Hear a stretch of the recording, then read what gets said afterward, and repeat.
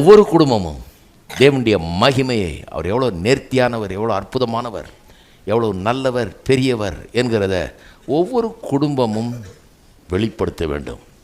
குடும்பத்தில் புருஷன் பொண்டாட்டி அடிச்சுக்கிட்டு பாத்திரம் உருளுது, டமால் டிமில் சண்டை போட்டு எல்லாம் வெளியே வந்து நிற்கிறாங்க, கட்டி புரண்டு அடித்து சண்டை போட்டுட்டு இருக்கிறாங்கன்னா அது கர்த்தருக்கு மகிமையா? கிடையாது.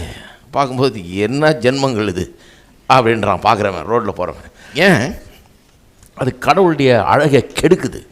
கடவுள் அழகாக வச்சுட்டு போயிருக்காரு, அழகாக இயற்கையை உண்டு பண்ணியிருக்காரு கர்த்தர், அதை கெடுத்துடுறோம் இல்லையா? குப்பையை வாரி கொட்டி பக்கத்து வீட்டுக்காரன் பார்க்கலன்னா டக்குன்னு அவன் பக்கம் கொட்டிடுறது.